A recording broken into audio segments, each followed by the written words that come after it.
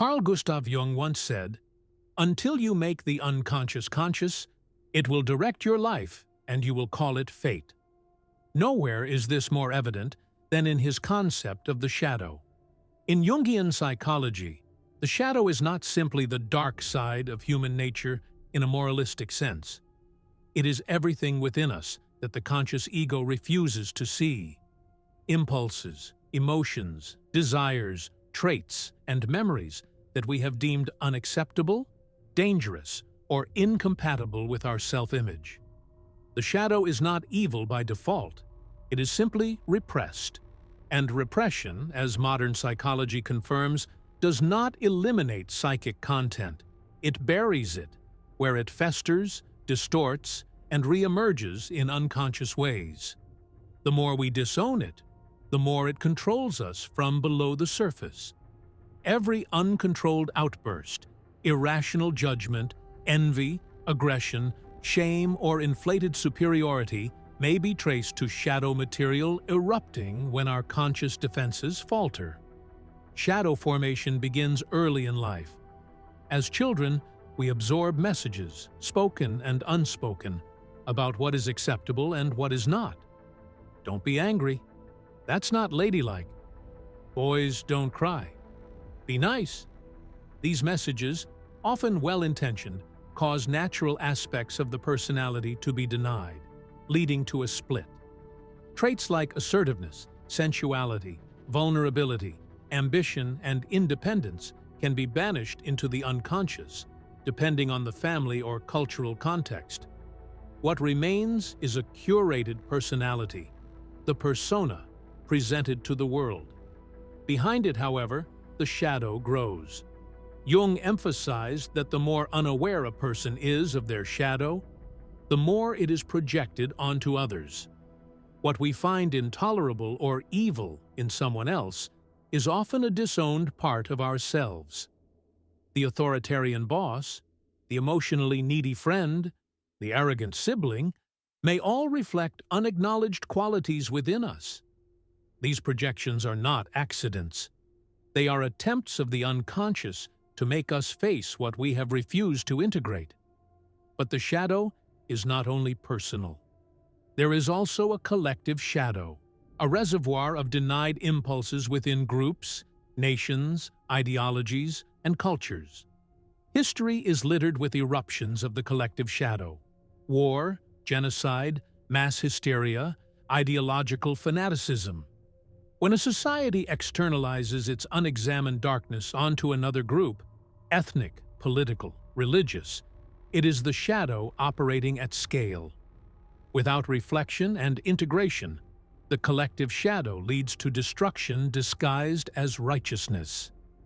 Integration of the shadow does not mean acting out every suppressed impulse.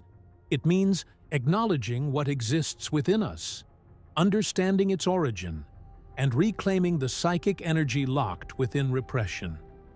When faced consciously, the shadow loses its destructive power and transforms into a source of vitality, insight, and creativity. Many of the traits buried in the shadow are actually sources of strength. Assertiveness becomes leadership. Anger becomes boundary setting.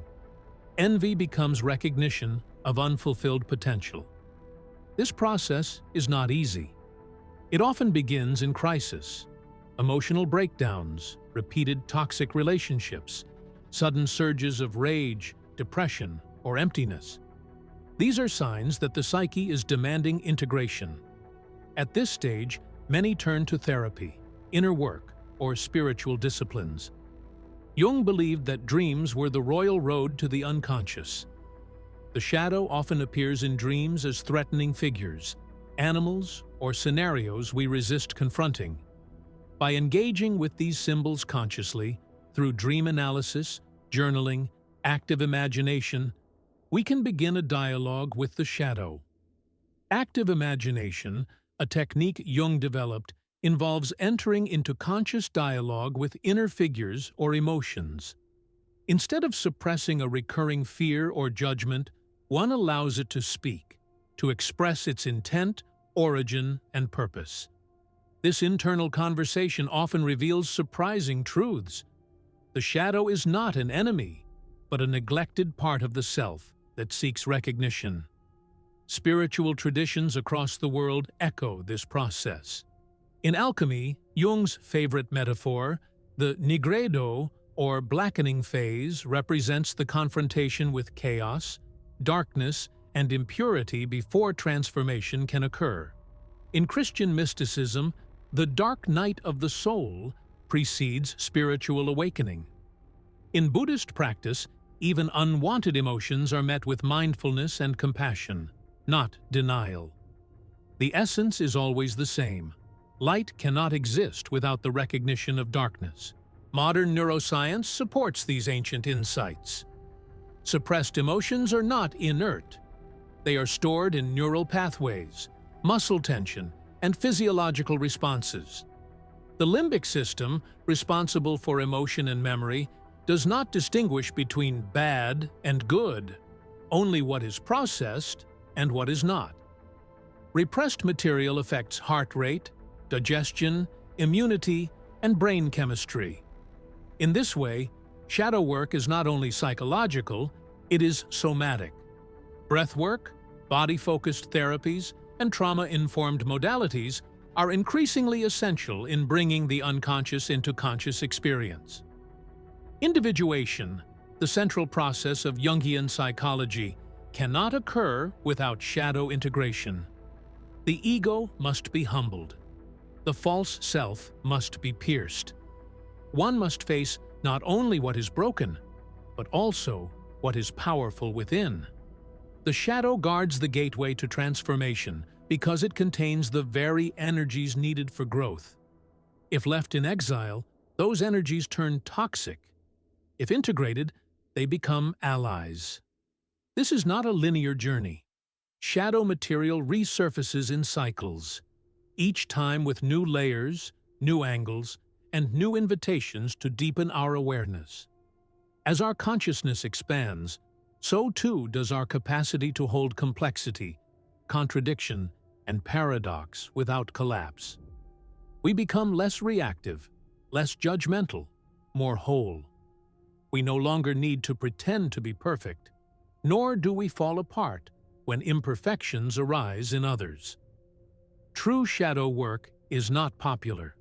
It is not glamorous. It does not offer quick affirmations or surface-level healing.